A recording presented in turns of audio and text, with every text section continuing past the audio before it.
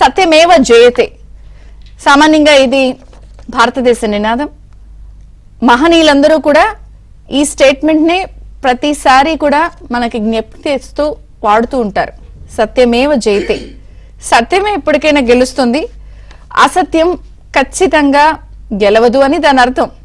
ఇది ఇప్పటికిప్పుడు కనిపెట్టింది కాకపోయినా అశోకుడు ఆ స్తూపాల్ని నాటించినప్పుడు దాని మీద వేసినప్పటి నుంచి కూడా మన భారతదేశంలో మిళితమైనటువంటి నినాదం ఇది. అయితే దీన్ని ఎవరు వాడారు అన్నది కూడా ఇక్కడ ఖచ్చితంగా చర్చించుకోవాలి. నిజంగా అబద్ధాలు ఆడేవాళ్ళు లేదా స్కాములు చేసేవాళ్ళు లేకపోతే పూర్తి స్థాయిలో అసలు క్రెడిబిలిటీ లేని వాళ్ళు ఇది కనుక సత్యమేవ జయతే అని మాట్లాడినా ఏదన్నా ట్వీట్లు పెట్టినా పోస్టులు పెట్టినా ఖచ్చితంగా పగలబడి నవ్వుతారు అందరూ. ఎందుకంటే ఇవాళ గాంధీ జయంతి కాబట్టి ఖచ్చితంగా ఒకసారి ఆ మహనీయుని తలుచుకుంటూ కూడా ఇదంతా ఎందుకు చెప్తున్నాను అనంటే, ఆలు లేదు చూలు లేదు కొడుకు పేరు సోమలింగం అన్నట్టు ఒక పక్కన తిరుపతి లడ్డు కల్తీ వ్యవహారం విషయంలో పూర్తి స్థాయిలో అటు వైసీపీ కానీ ఇటు టీడీపీ కానీ రకరకాల ఆరోపణలు ప్రత్యారోపణలు చేసుకుంటున్నాయి. అంశం కోర్టు వరకు వెళ్ళింది. సో కోర్టులో సుప్రీంకోర్టులో ఈ అంశంపై చర్చ జరిగింది. సో వాళ్ళు విచారణకు తీసుకున్నారు, ప్రభుత్వాన్ని కొన్ని అంశాలు ప్రశ్నించారు. అయితే ఇక్కడ వైసీపీ అండ్ కో జగన్ గారు వారికి సంబంధించిన వాళ్ళందరూ కూడా సత్యమేవ జయతే అని ట్వీట్లు పెడుతున్నారు. అసలు ఇక్కడ ఒక కేసుకి సంబంధించి కొన్ని దశలు ఉంటాయి. ఫస్ట్ పిటిషన్ వేస్తారు, అది బెంచ్ మీదకి వెళ్తుంది, విచారణ చేస్తారు, ఇరుపక్షాల వాదనలు వింటారు. ఇది ఒక కేసుకి సంబంధించిన ప్రొసీజర్. మరి కేసులు ఎవరు వేశారు? వైసీపీ వాళ్ళు వేశారు. ఈ లడ్డూకి సంబంధించి ఆరోపణలు కానీ లేకపోతే స్వయాన ఆంధ్రప్రదేశ్ ముఖ్యమంత్రి చంద్రబాబు నాయుడు గారికి లభించిన సేకరించిన అందిన సమాచారం మేరకు ఇందులో కల్తీ జరిగింది అని ఆయన మాట్లాడారు. సరే, కోర్టు ఏం చేసింది? అటు వైసీపీ మనుషులు వేసినటువంటి పిటిషన్ ని స్వీకరించింది, విచారణ ప్రారంభించింది. విచారణలో సామాన్యంగా ఇప్పుడు ఒక హత్య ఎలా జరిగింది అన్నప్పుడు ఎవరైతే కేసు వేస్తారో ఆ కేసు తరపు నుంచి పిటిషన్లు ప్రశ్నలు స్టార్ట్ అవుతూ ఉంటాయి. అవతల వాళ్ళని ఇది వేస్తారు. అలాగే అడిగిన ప్రశ్నలకి కొంత సమయం ఇస్తారు. ఈ ప్రశ్నలు ఉత్పన్నమయ్యాయి, దీనికి సంబంధించి మీ దగ్గర ఉన్న సమాధానం ఏంటి, లేదా మీరు అలా ఎందుకు చేశారు, మీరు ఇలా ఎందుకు అన్నారు, లేదా మీకేం లభించే సమాచారం సబ్మిట్ చేయండి అని. ఇదే కదా ప్రొసీజర్ అంటే. సో లడ్డూకి సంబంధించి వైవి సుబ్బారెడ్డి గారు కానీ లేకపోతే సుబ్రహ్మణ్య స్వామి ఎవరైనా వైసీపీకి కొంచెం ప్రోగా మాట్లాడే మనిషి. సో రకరకాల మంది వైసీపీకి సంబంధించిన వ్యక్తులందరూ కూడా పిటిషన్ వేస్తే కోర్టు దాన్ని స్వీకరించింది, విచారణ చేసింది, ప్రభుత్వాన్ని ముఖ్యమంత్రి చంద్రబాబు గారిని ప్రశ్నలు వేసింది. అంటే ఫస్ట్ హీరింగ్ అయ్యింది, ఎక్కడా కూడా తుది తీర్పు చెప్పలేదు. ఈ సందర్భంగా సరే కోట్లాది మంది భక్తుల మనోభావాలు సెంటిమెంట్స్ కాబట్టి మీరు అట్లా ఎందుకు మాట్లాడారు, కొంచెం జాగ్రత్తగా ఉండాల్సింది కదా అని మాట్లాడితే దాన్ని అలాగే మీ దగ్గర ఉన్న ఆధారాలు ఏంటి, ఇలా ఎందుకు జరిగింది, సో మీకు సిట్టే సరిపోతుందా లేదా కేంద్ర దర్యాప్తు సంస్థలతో చేయించాలా? ఎందుకంటే మరి ఇది ఒక అంశం కాబట్టి ఇది రాజకీయ దుమారాన్ని రేగుతోంది కాబట్టి అనే కదా మాట్లాడారు. దేనికి చంద్రబాబుకి చెంపబెట్టు, జనసేన అధినేత పవన్ కళ్యాణ్కి లెంపకాయ, సత్యమేవ జయతే ఈ ట్వీట్లు ఇచ్చేసి అసలు న్యాయం గెలిచేసింది, ధర్మం గెలిచేసింది. అసలు కోర్టు ఎక్కడ తీర్పు చెప్పింది? ఫస్ట్ హీరింగ్ అయ్యింది, మళ్ళీ గురువారం విచారణకు వస్తుంది. ఈలోపు సిట్ విచారణ కొనసాగుతుంటే అది సరిపోతుందా, కేంద్ర దర్యాప్తు కావాలని అడిగారు. అలాగే నిన్న కూడా రాష్ట్ర ప్రభుత్వం సిట్ కి బ్రేక్ ఇచ్చింది. ఏమని? సుప్రీం ఆదేశాలు వచ్చే వరకు తాత్కాలికంగా దర్యాప్తు నిలిపివేస్తున్నాం అంటే క్లియర్ కట్ గా న్యాయ వ్యవస్థని రాష్ట్ర ప్రభుత్వం గౌరవించింది. సో వాళ్ళు అది అయిన తర్వాత ఈ అంశంపై నిర్ణయం తీసుకుంటామని తాత్కాలికంగా బ్రేక్ వేశారు. అంటే న్యాయ వ్యవస్థని గౌరవించారు. అసలు వీళ్ళు కదా సత్యమేవ జయతే అని ట్వీట్ చేయాలి, కానీ వైసీపీ సత్యమేవ జయతే అని ట్వీట్ చేస్తుంటే అసలు వారికి సంబంధించిన కేసులు 11 ఏళ్లుగా ఉన్నాయి, విచారణలకు వెళ్ళింది ఎక్కడా లేదు, ఓ 3000 సార్లు వాళ్ళు హాజరు అవ్వలేదన్న అంశాలు చర్చలకు వచ్చాయి. అసలు కోడికత్తి సీనుకు సంబంధించి ఎన్నో సార్లు కోర్టుకు వెళ్లి సాక్ష్యం చెప్తే అయిపోయేది, నేను వెళితే ట్రాఫిక్ అడ్డం వస్తుంది, ఆ ప్రాబ్లం వస్తుందని చెప్పారు అప్పట్లో ఉన్నటువంటి ముఖ్యమంత్రి గారు. ఎక్కడ న్యాయ వ్యవస్థను గౌరవించారు, ఎక్కడ న్యాయ వ్యవహారాలకి సంబంధించి ఇచ్చారు.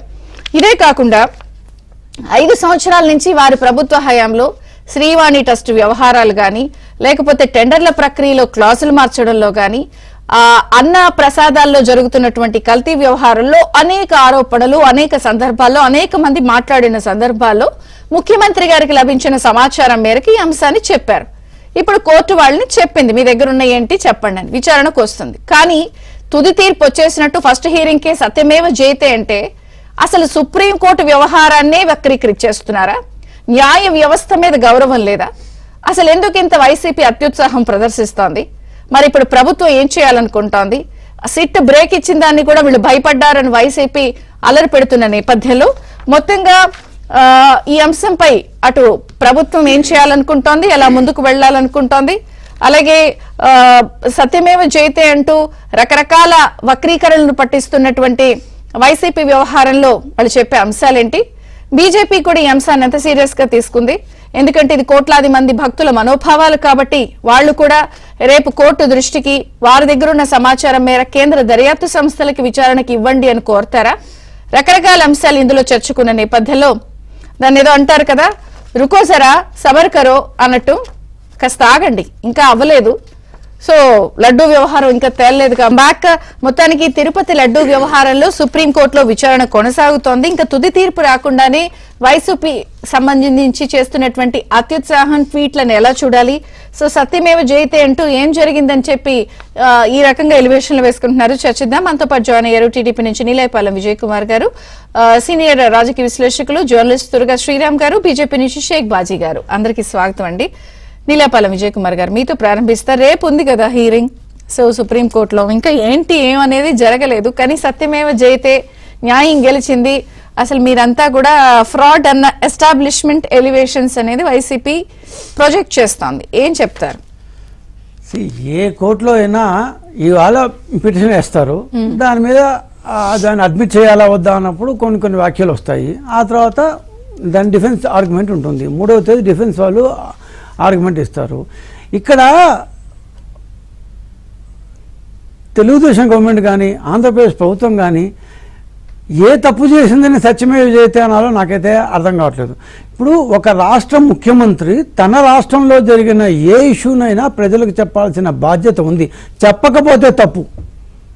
దీన్ని మీరు అట్లా తీసుకోండి, చెప్పకపోతే తప్పు. ఎందుకంటే ఇప్పుడు లడ్డు విషయంలో మేము మాట్లాడాలా, మాట్లాడకూడదా, ఉండకూడదా, మాట్లాడతా. ఇప్పుడు మేము అధికారంలోకి వచ్చిన తర్వాత జరిగిన ఇష్యూ అది. ఒక రకంగా మాకు కానీ దాన్ని ఎట్లా హర్షప్ చేసేవాళ్ళంటే ఏముంది, వాళ్ళని ఏఆర్ డైరీ ఫుడ్స్ని కానీ బ్లాక్ లిస్ట్ చేస్తుంటే మొత్తం హర్షప్ అయిపోయింది. కానీ అది కాదు కదా, అసలు ఎందుకు జరిగింది ఇది, అసలు ఇట్లాంటి ఇది జరగడానికి ఆస్కారం ఎలా వచ్చింది, ఇంతకుముందు దీని రేట్లు ఎంత, ఇప్పుడు రేట్లు ఎంత, ఇవన్నీ పరిశీలించి ఒక దాదాపు 100 మంది రిపోర్ట్ వచ్చిన తర్వాత వాళ్ళకి షోకాజ్ నోటీసులు ఇచ్చి ఇవన్నీ పరిశీలించిన తర్వాత ప్రజలకు చెప్పాల్సిన అవసరం ఉంది. అంటే ఒక రాజకీయ నాయకుడిగా ఆయన జవాబుదారీ ఎవరికి? తనను ఎన్నుకున్న ప్రజలకి. సో ఖచ్చితంగా Chandrababu Naidu transparency in the governance అనే ఒక కాన్సెప్ట్ ప్రకారం రూల్ చేస్తున్నప్పుడు జగన్మోహన్ రెడ్డి మారి జీవోలు ఇచ్చే సైట్లను మూసిపెట్టేసి అంత దొంగతనంగా మేమేం చేయట్లేదు. కుల్లాగా ఏది ఉంది ఏది లేదు అని చెప్తున్నాం. It is for the people to decide, it is for the courts to decide what ever the decision the people take. It is true. ఎందుకంటే దీంట్లో మేము దాచిపెట్టాల్సిందే ఉంది. ఖచ్చితంగా 4 లారీల నెయ్యి ఎప్పుడు వచ్చాయి?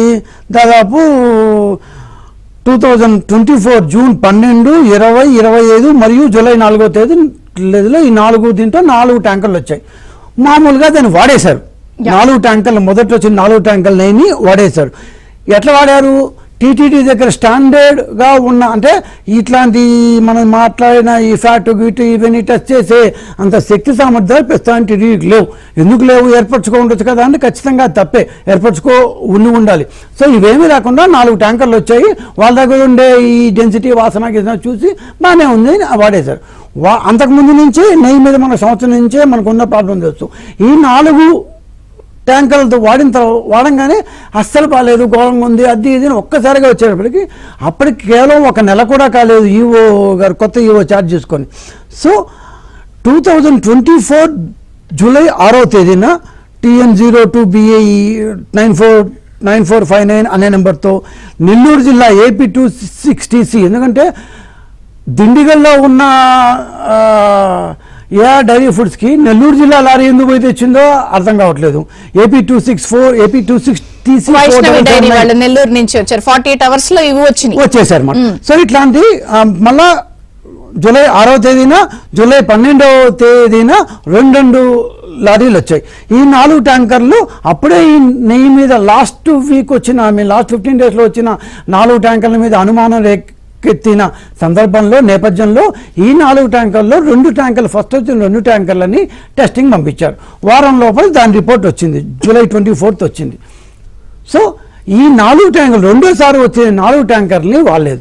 ఇప్పుడు ఈ వైసీపీ వాళ్ళు క్వశ్చన్ చేశారంటే, ఈ 4 ట్యాంకర్లలో వచ్చిన నెయ్యిని టెస్టింగ్ పంపించారు, దాన్ని మీరు లడ్డు తయారీలో వాడలేదు కాబట్టి అసలు లడ్డు కల్తీనే కాలేదు అన్నారు. కానీ ఈ 4 ట్యాంకర్లోని 2 ట్యాంకర్లో కల్తీ అయింది అని వచ్చినప్పుడు, ఇదే బ్యాచ్లో ఒక వారం క్రితం అదే కంపెనీలో ఇదే బ్యాచ్లో వారం 10 రోజుల క్రితం 4 ట్యాంకర్లు మనం తీసుకుని వాడినాం. ఒకవేళ ఇదే కల్తీ దాంట్లో కూడా ఉండొచ్చేమో అన్న అనుమానం వచ్చింది. ఇది ముఖ్యమంత్రి గారికి చెప్పారు. సరే, ఇంకా లోతుగా చూడండి అసలు ఎందుకు వచ్చింది, ఈ 4 ట్యాంకర్లు వచ్చినా కూడా ఇంకెప్పుడు ఉన్నాయో, అసలు వీళ్ళు ఎంత రేటు కొన్నారో అవంతా చూడండి అని చెప్పారు. సో ఈ విషయాలన్నీ 320 రూపాయలకి మాత్రమే వీళ్ళు అట్టిచ్చారు. 2023-22 సంవత్సరాల్లో ఎంతకిచ్చారు ఇవన్నీ చూడండి అంటే అవన్నీ తవ్వుతూ వచ్చారమ్మా. ఈ తవ్వుతూ వచ్చినప్పుడు 2023 ఫిబ్రవరిలో మన్గంగా అనే ఒక అహ్మద్నగర్ మహారాష్ట్ర చెందిన సంస్థకి 496 రూపాయలకి ఇచ్చారు. 496 రూపాయలు 90 పైసలకి 10 లక్షల కేజీలు ఇచ్చారు. అంటే దాదాపు సంవత్సరం క్రితం, ఈ మార్చి నుంచి దాని ముందు మార్చి ఇదే సంస్థ ఇదే టీటీడీ.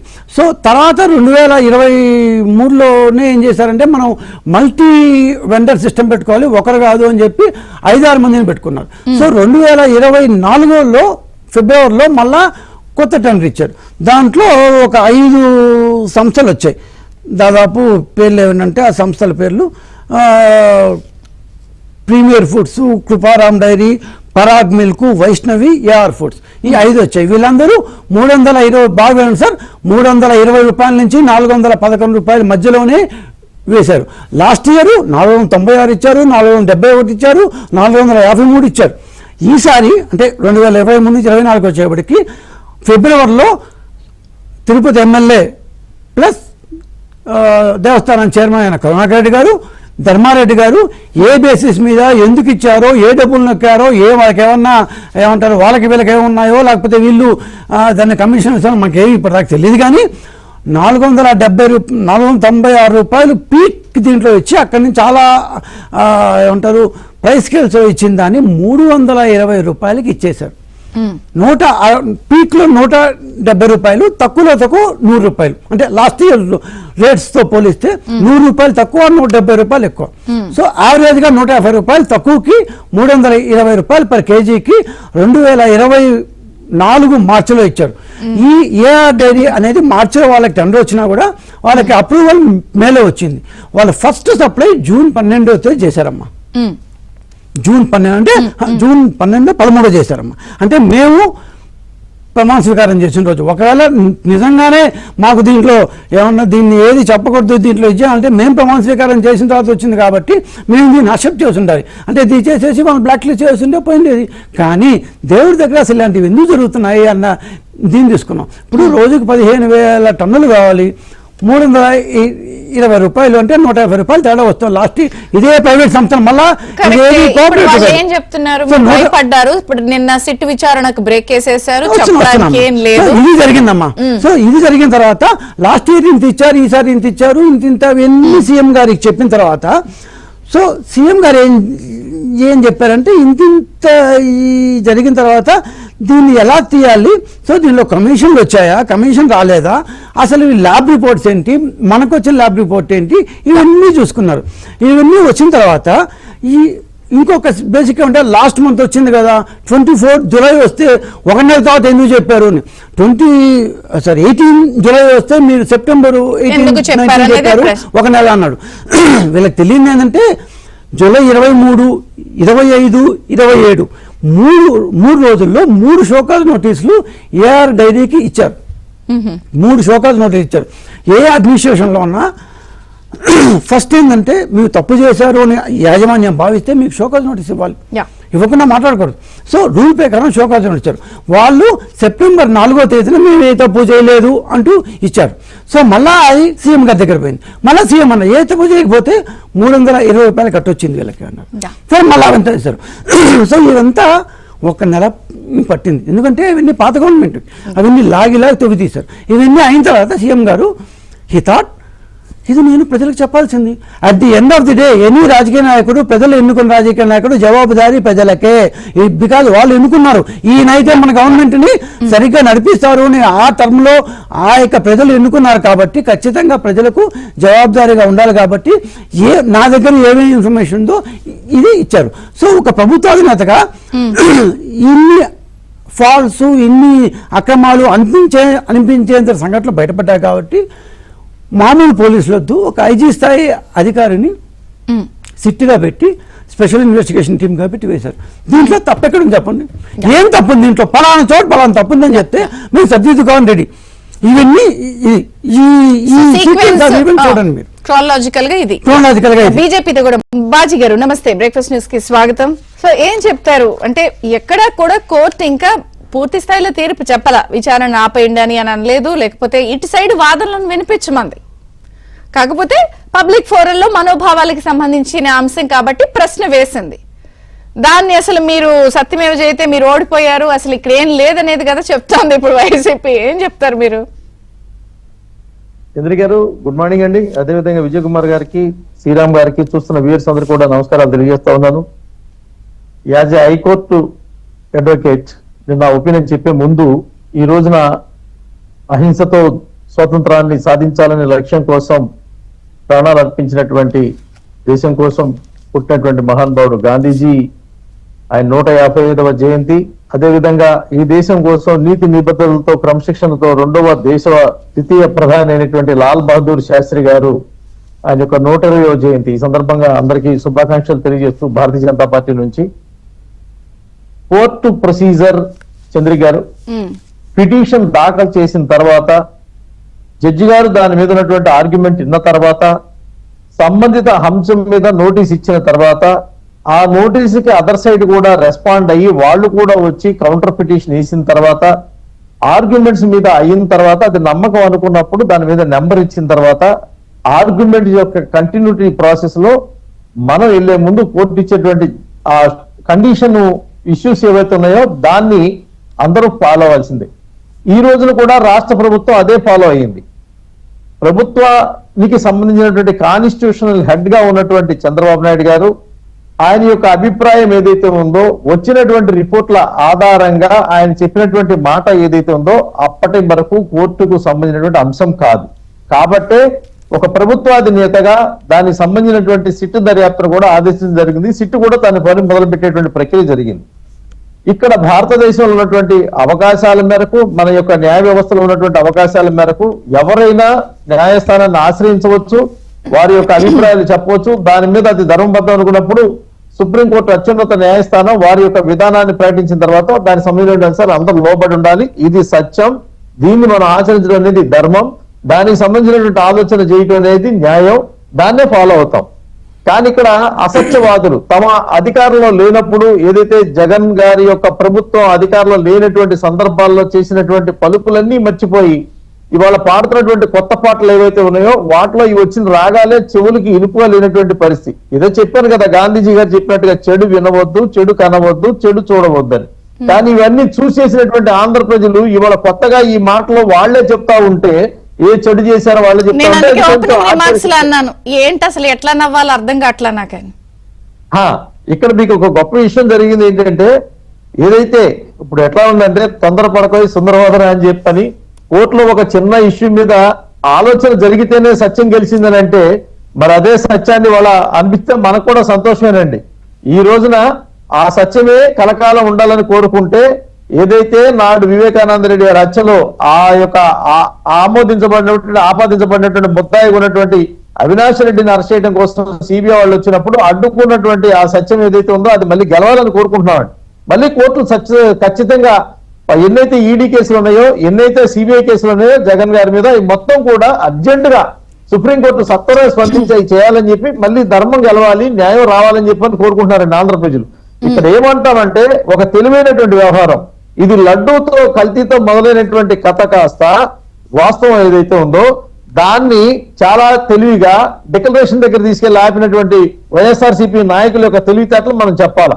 ఆ రోజున తప్పదన్నటువంటి డిక్లరేషన్ తప్పించుకోవడానికి చేసినటువంటి జగన్ యొక్క ప్రయత్నం హైందవ మనోభావాలని మరోసారి విక్రించినటువంటి వైనం అండి. రెండోసారి ఏమంటే మా నాన్న క్రిస్టియన్ వచ్చాడు వెళ్ళాడు, నో డిక్లరేషన్. నేను క్రిస్టియన్, 4 గదుల మధ్య చెప్తాను, బయట చెప్తాను, అదే పేరుతో ప్రచారం చేశాను, నో డిక్లరేషన్. నేను వచ్చాను వెళ్ళాను. ఇవాళేంటి మళ్ళీ ఈ కల్తీ కథను ఎదుర్కోవాలని అంటే నేను తిరుమలకి వెళ్ళి చెబుతాననేటువంటి అవకాశానికి వస్తే నన్ను వెళ్లకుండా చేస్తారా? కాబట్టి అర్రే నేను మాజీ ముఖ్యమంత్రిని నన్నే ఆపుతారా అని చెప్పని కథ చెప్పి వెనక పారిపోవడానికి చేసినటువంటి ప్రయత్నం ఏదైతే ఉందో ఈ హైందవ సమాజంలో ఉన్నటువంటి ధర్మానికి సంబంధించినటువంటి తిరుపతి యొక్క నియమ నిబంధనల్ని నేను లెక్క చెయ్యను అని చెప్పి మరోసారి భయంకరంగా వారు అపహాస్యం చేసినటువంటి వైనం ఆంధ్ర ప్రజలు గమనించినటువంటి పరిస్థితి. ఇందులో కోర్టులు ఇన్వాల్వ్ అవుతాయనంటే ఏ పరిధి వరకు ఎవరు మాట్లాడితే బాగుంటుందో ఆ పరిధి వరకు వాళ్ళు మాట్లాడాలనేటువంటి అంశాన్ని మనం గౌరవిస్తున్నాం కాబట్టి మనం పరిధిలో ఉండే మాట్లాడుతున్నాం.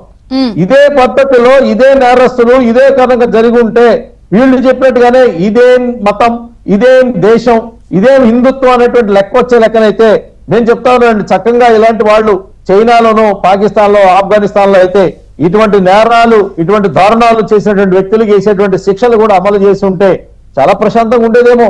ఇక్కడ అది కాదు కదా.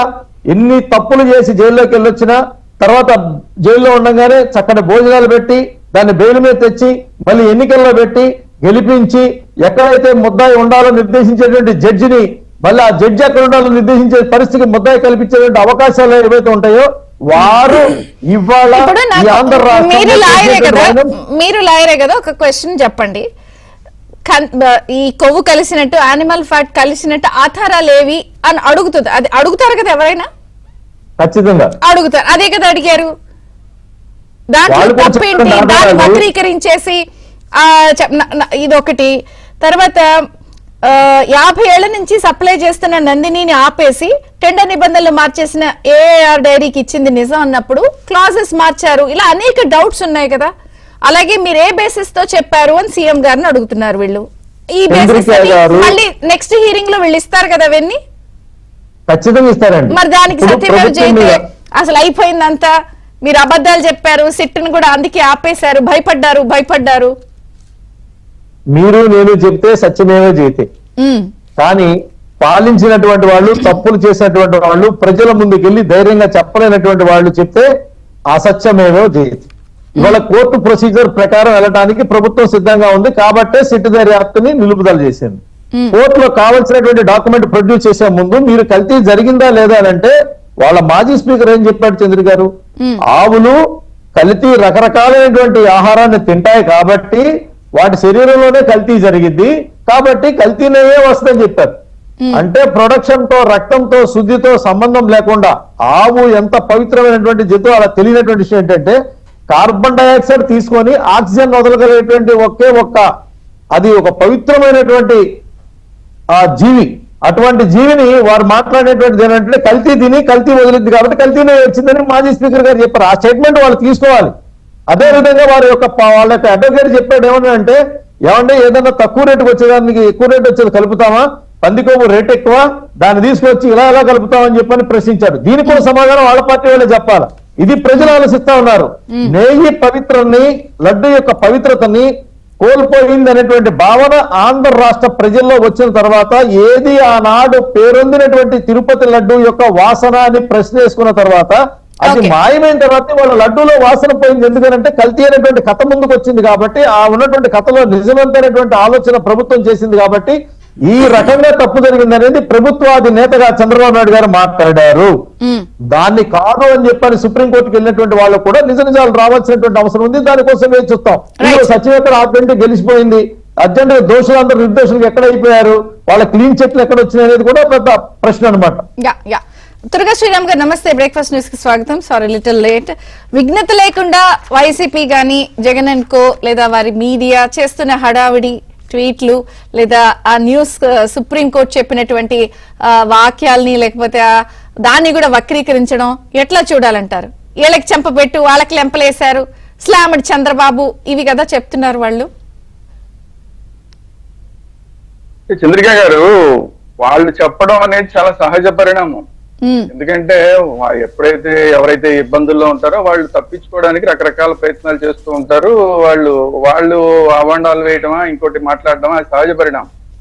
కాకపోతే ఇక్కడ నా క్వశ్చన్ ఏంటంటే ఈ ట్రాప్ లోకి ప్రభుత్వం ఎందుకు పడింది అనేది నా క్వశ్చన్.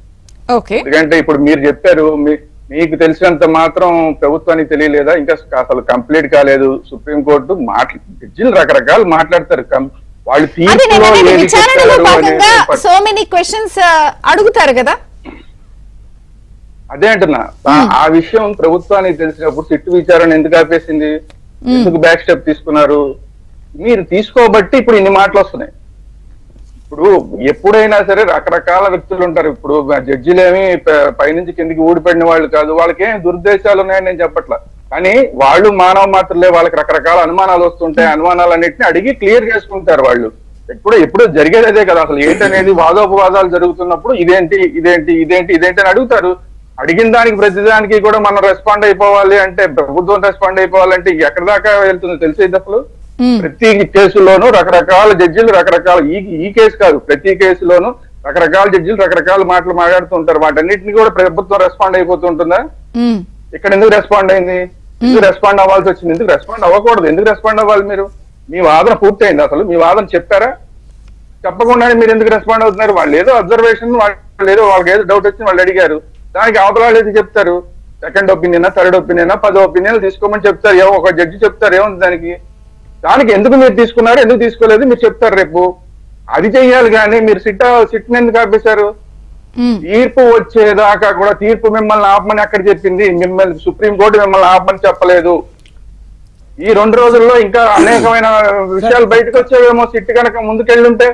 సార్ చెప్తున్నారు మీరు. సార్ ఒక్క చిన్న కరెక్షన్. ఒక్క నిమిషం సార్, సిట్ విచారాన్ని మొత్తం కంప్లీట్ అయిన తర్వాత శ్రీరామ్ గారు ఒకే ఒక మాట. మొత్తం కంప్లీట్ అయిన చెప్పాలి. Your message should not go wrong way. సిట్టి విచారణ ఆపలేదు. సిట్టి విచారణ కేవలం 3వ తేదీ దాకా మాత్రమే పోస్ట్ పోన్ చేశారు. సిట్టు కేవలం రేపు కేంద్ర ప్రభుత్వం సిబిఐనో ఇంకోటినో ఇస్తే, దీనికంటే ఇంకా పెద్దది ఇస్తే ఓకే. రావడమే లేట్ వచ్చింది కొంచెం. నేనదే అండి. ఇప్పుడు సుప్రీంకోర్టు చెప్పనివ్వండి, మీరెందుకు డెసిషన్ తీసుకుంటున్నారంటున్నా. అలాగైతే అసలు సుప్రీంకోర్టు చెప్పేదాకా వ్యవస్థ మనకంటే రాష్ట్రానికంటే పెద్ద వ్యవస్థలు ఒక మాట పాస్ చేసినప్పుడు గౌరవించాల్సిన బాధ్యత మాది. మేము గౌరవిస్తాం.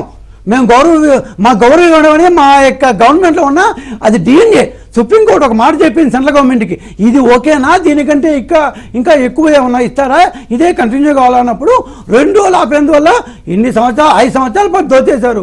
2 రోజులు సిట్లు ఆపేంత ఏం కాదు, nothing will happen. So only 2 days it has been postpone అంతే. Sriram yes sir. సరే మీరే చెప్పండి అయితే, మొత్తం మీరే చెప్పండి. నేను అవును, మీరు తప్పు చెప్పండి కదా. మీరు సిట్టు పోస్ట్ సిట్టు కేవలం 2 రోజులు చెప్తారు. మీ వాదనలోనే వినండి, ఒక్క నిమిషం వినే ఓపిక లేదు మీకు.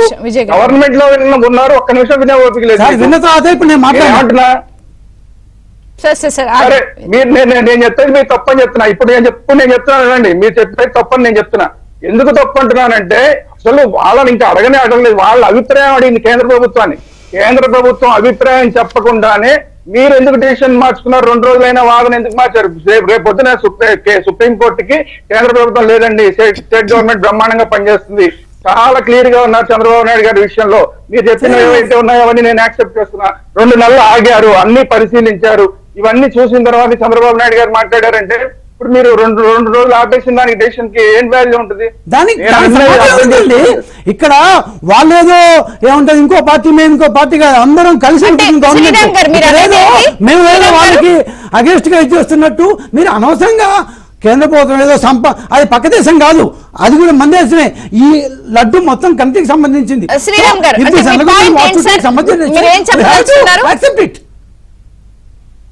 నా పాయింట్ పూర్తిగా ఓపిక లేదు.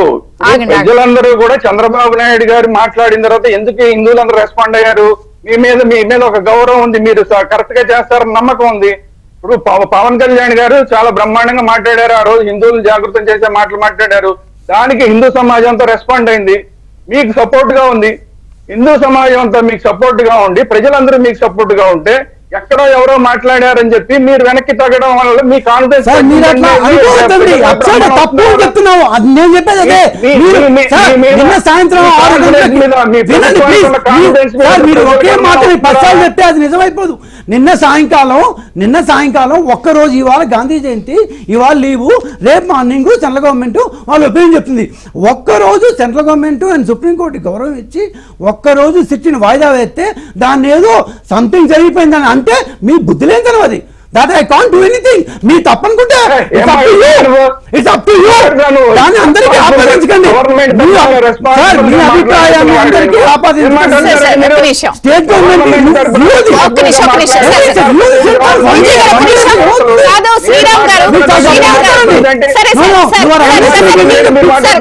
మీ కోణంలోనే మాట్లాడదాం. ఒక్క నిమిషం మీ కోణంలోనే మాట్లాడదాం.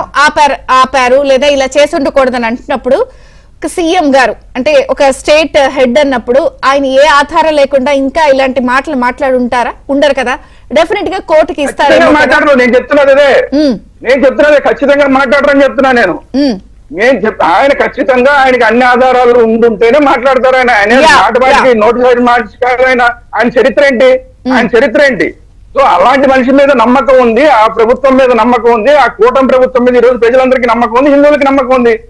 అట్లాంటి నమ్మకం ఉన్న సమయంలో మీరు వెనక్కి తగ్గి మీకే కాన్ఫిడెన్స్ లేదని ప్రజలకి మీరే మెసేజ్ ఇస్తున్నారు అనేది నాకు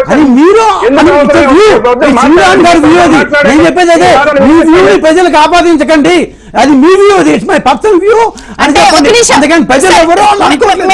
మిమ్మల్ని కూడా ఒక పాయింట్ వారి తరపు నుంచి అంటే కోర్టు ఆర్డర్ లేకుండా ఎందుకు ఆపేశారు? కోర్టు ఆర్డర్ లేకుండా ఎవరన్నా ఆపమన్నారా మిమ్మల్ని? Supreme court has officially asked the central government ఇది ఓకేనా, సిట్ ఓకేనా, కేంద్ర ఏజెన్సీ కావాలా అన్నప్పుడు ఒక్కరోజు. So as a mark of respect to both the central government and supreme court మేము వ్యవస్థను గౌరవిస్తామమ్మా. ఆయన శ్రీరామ్ గారు ఏదో అనుకుంటారను ఇంకో అనుకుంటాను మేము వ్యవస్థను గౌరవిస్తాం. సుప్రీంకోర్టు ఈ మాట చెప్పినప్పుడు ఖచ్చితంగా వాళ్ళు గౌరవం ఇచ్చి ఒక్కరోజు ఆపాం. దాంట్లో ఏ రకమైన తప్పు లేదు. వాళ్ళ బాధ బాజీ గారు ఇస్తాను మీకు కూడా ఛాన్స్. అంటే శ్రీరామ్ గారు వాట్స్ యువర్ పాయింట్? ఒకసారి ఇస్తాను బాజీ గారు, వాట్స్ యువర్ పాయింట్ క్లియర్ గా? నేననేది ప్రభుత్వం మీద ఈ ప్రజలకి నమ్మకం ఉంది, ఈ ప్రభుత్వం మీద హిందువులకి నమ్మకం ఉంది కాబట్టి మీరు వెనకాల నిలబడ్డారు. ఆ నమ్మకాన్ని మీరు తగ్గించొద్దు. నా పాయింట్ ఏంటంటే మీరు ఆ నమ్మకాన్ని తగ్గించొద్దు, మీరు బ్యాక్ స్టెప్ వేయొద్దు. సుప్రీంకోర్టు తీసుకుంటుంది డెసిషన్. సుప్రీంకోర్టు మీరు ఏమైనా కోర్టుకి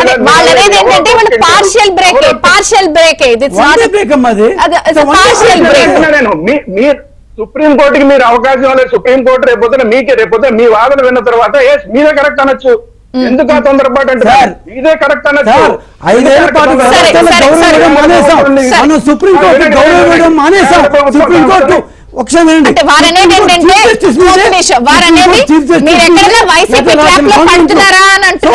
సుప్రీంకోర్టు గౌరవం ఇచ్చామండి.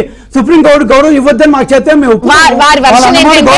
వైసీపీ ట్రాప్ లో మీరు పడుతున్నారా అన్నది వారి వర్షన్. అది పెద్దానికి మనం ఆపాదించుకుంటూ లేదు.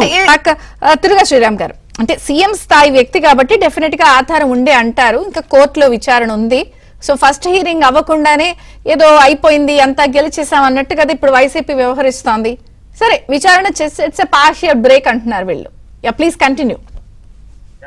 100% నేను అనేది వాళ్ళ సూప్ లో మీరు పడకండి. ఎందుకంటే గత ప్రభుత్వ హయాంలో మీరు అలా సూప్ లో పడి చాలా ఇబ్బందుల్లో పడ్డారు. ప్రధానమంత్రి ఆ టాపిక్ లో వెళ్తలే నేను ప్రధానమంత్రి మోడీ గారికి కూడా చెప్పారు జగన్ గారు ఏ విధంగా సూప్ లో పడేస్తారు అనేది. నేను అనేది అలా వాళ్ళు ట్రై చేస్తుంటారు. ఆ సూప్ లో దయచేసి మీరు పడద్దు అనే చెప్తా.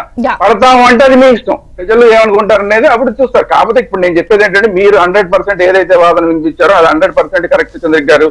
ఇప్పుడు రేపు పొద్దున్న మహా అయితే ఏం చెప్తుంది సుప్రీంకోర్టు, మీరు కేంద్ర ప్రభుత్వ సంస్థతో విచారణ చేయమని చెప్తుంది. కేంద్ర ప్రభుత్వ సంస్థ అంటే ఏంటి? అదేమన్నా ఇప్పుడు సిట్ కన్నా గొప్పదే అంటే ఏం కాదు. ఎందుకంటే సిబిఐ అనేది ఏ ప్రభుత్వ హయాంలో ఉన్నా కూడా పంజరంలో చిలక అనేది అదే సుప్రీంకోర్టు అనేక సందర్భాల్లో మాట్లాడిన చరిత్ర మనకుంది.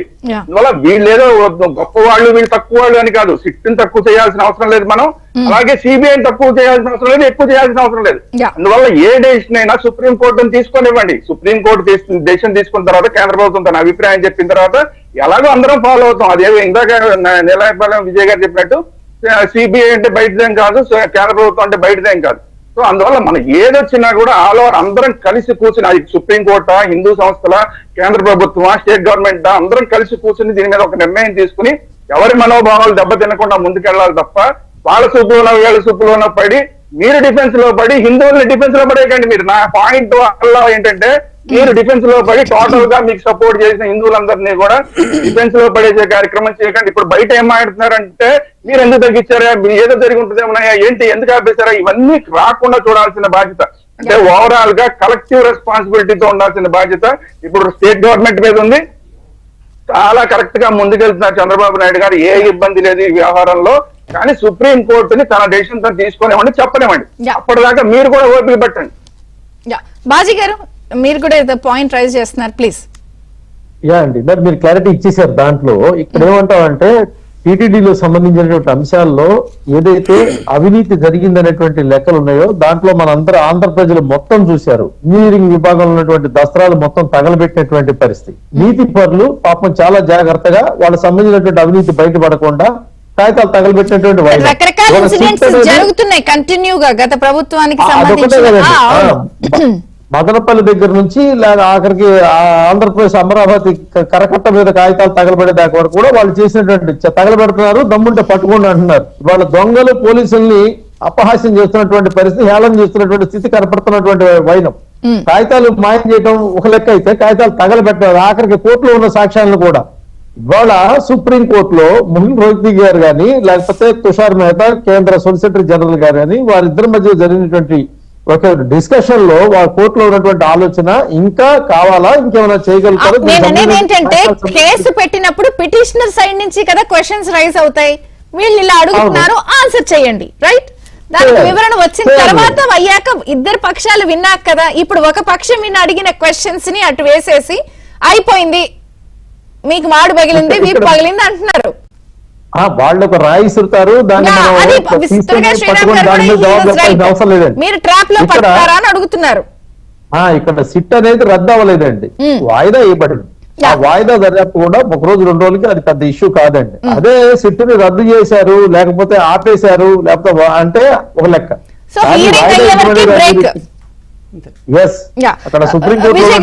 సో ఏంటి మీరు కొంత ట్రాప్ లో ఏదైనా పడుతున్నారా అని వారు కొంత డౌట్ ఎక్స్పెక్ట్ చేస్తున్నారు. ఒక ప్రాసెస్ లో మనం ప్రాసెస్ మొత్తాన్ని కనీసం 4-5 రోజులు ఒక ప్రాసెస్ చూసుకోవాలి. అంతేగాని ప్రతిరోజు గంటకి మన అభిప్రాయాలు చెప్పడం ప్రారంభించి ఇదిలా జరుగుతుందని హైపోథెటికల్ గా అజ్యూమ్ చేసుకుని మేమేదో చేస్తాం, అది కాదు కదా.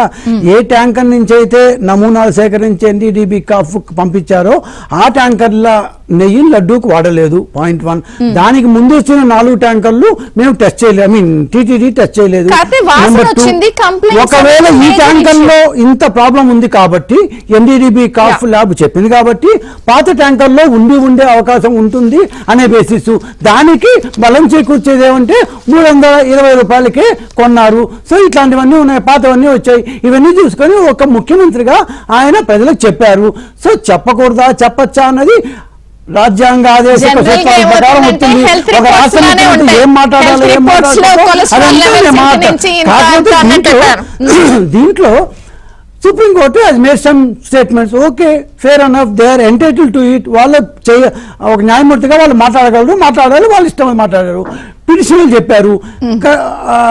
నెక్స్ట్ రేపు ఆంధ్రప్రదేశ్ గవర్నమెంట్ యొక్క లాయర్లు, డిఫెన్స్ లాయర్లు వాళ్ళ వాదన ఇస్తారు. కానీ ఈ మధ్యలో సుప్రీంకోర్టు ఏమైందంటే సెంట్రల్ గవర్నమెంట్ ఇదే కంటిన్యూ చేయాలా వద్దా అని. సో సెంట్రల్ గవర్నమెంట్ కూడా మాకంటే అది పెద్దది గ్యారంటీగా ఈ ఇష్యూ ఆంధ్రప్రదేశ్ ఉన్నది.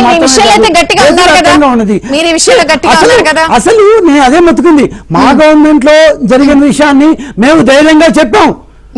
మా గవర్నమెంట్ లో జరిగిన విషయాన్ని మేము ధైర్యంగా చెప్పాం. దేశం మొత్తానికి సంబంధించిన ఇష్యూ. సో ముఖ్యమంత్రి was that very right thing to say to the people. Thank you, Vijay garu. Raji garu, Sriram garu, thank you sir. ఇది బ్రేక్ఫాస్ట్ న్యూస్ అప్డేట్స్ కొనసాగితే చూస్తూనే ఉండండి.